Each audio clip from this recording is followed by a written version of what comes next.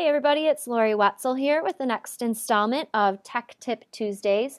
And this week I'm going to focus on a Web 2.0 tool that is not an app, but it does work on the iPad. It is called Padlet, and it is Padlet.com, and it is what used to be called WallWisher. So if you had a WallWisher account, you have a Padlet account, though you may not remember what it is. If you are familiar with Linoit, it is similar to Linoit. Why would you use Padlet? It provides you a blank wall. It is a collaborative space. Think of it as a Post-it note wall. It's a place where you can have group discussions with your students. It's a place where you can do brainstorming with your students. And it's a place where you could perhaps do exit ticket for your students. And the students are not required to log in at all to the site, which is always a perk. I am already logged into Padlet, and if you don't have an account, you are going to have to create an account, but it's very simple to do. And I'm going to start over here in the upper right-hand corner. This button right here is the sign out button, so it will log you out of the account, so I'm not going to click on that. The next button over, this one right here, if I tap on it, it's going to show me what walls I have. And right now, I don't have any, but that will change shortly. The next button over, this button right here, is my profile button, and it would allow me to change my password if I wanted to do that, or delete my account completely if I wish to do that. And then this button right here is for creating a new wall. I'm going to go ahead and tap on that and create a new wall. And here's what you get. It's a very simple interface. It tells you to start posting and to double tap anywhere to post information. Or you can modify your wall. You can add a title, a description, you can change your background, you can change your privacy settings. So most of the things that you're going to want to change are going to be located in this little gear button right here. So I'm going to go ahead and tap on that. The first thing you're offered is the ability to put a little portrait, and I'm going to choose the smiley face. And I'm going to include a title. Again, there are plenty of uses for this in the classroom, and you can probably think of lots of ways that you would use it. I'm going to use it as a vocabulary activity. So word of the day, and my word of the day is fascinate. You can also include a description, and including a description allows you to include instructions for the students. So I'm going to tell the students to make a sentence with this word and post it here. Remember to put your name on the post. And here we go. You'll notice in the upper left-hand corner now, you now see my little image. You'll see my heading, and you'll see the directions, exactly how the students would see it. The next one down is wallpaper. It starts off with this gray background. Of course, choose your backgrounds carefully based on something that's not going to be too busy for the students. I'm going to go ahead and go to a traditional chalkboard background and go ahead and tap back on settings to get back into those. You have a couple choices of layout. Layout can be free form, meaning the post can be put pretty much anywhere and resized and moved around freely. Or you have the streaming layout, which is going to include the layout more like a discussion board so that posts are placed one below the other so you can see what order things were posted in.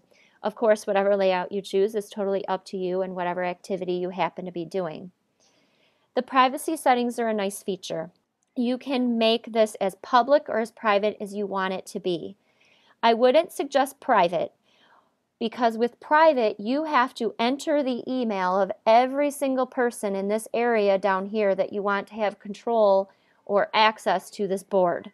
You could, however, go with the password protected, and the password protected means that the students could go to the site that you give them, but until you type in the password, then they can't actually access the board.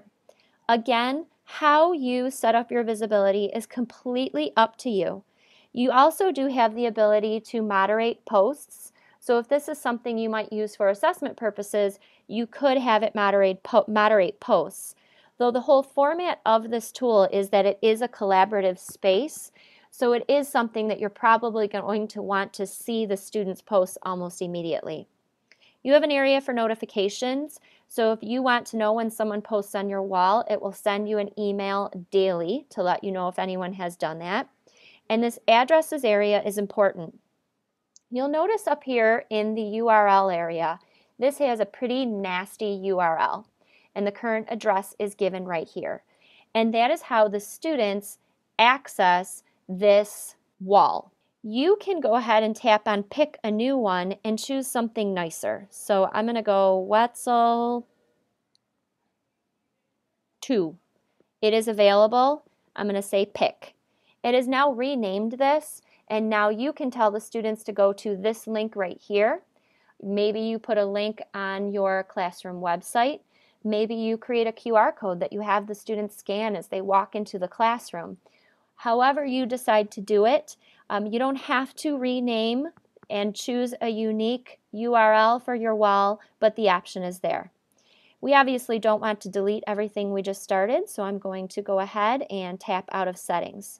In the bottom right hand corner here, you see this little icon. This simply puts you in full screen mode, so you can get rid of those menu items along the side if you are discussing the posts that students have put up there. The question mark, as you can guess, is the help menu. The I is an information button, and it tells you who this was created by, when it was created, how many posts you have. You have lots of choices for sharing or exporting your walls. You can export as a PDF. I'm not sure what it would look like as an Excel, but the option is there. You want to avoid CSV files. You also can email the content of the wall. And for those of you who have Weebly accounts or any sort of website where you can embed code, you can copy and paste the code into your blog or into your website. And it also provides a QR code for you right there, which is nice and handy. This is just going to take me to my profile, my account, my walls, which you can get to in a variety of ways. The plus sign, as we already discussed, will add another wall, and this icon right here takes you to your home page of Padlet. So all I need to do is start posting some things. I am going to double click, and double click creates a note. We ask the students to type in their name, so I'm going to type in my name, and I'm going to write something. And according to what my teacher said, I'm supposed to write a sentence with the word fascinate in some way, shape, or form. So I am going to create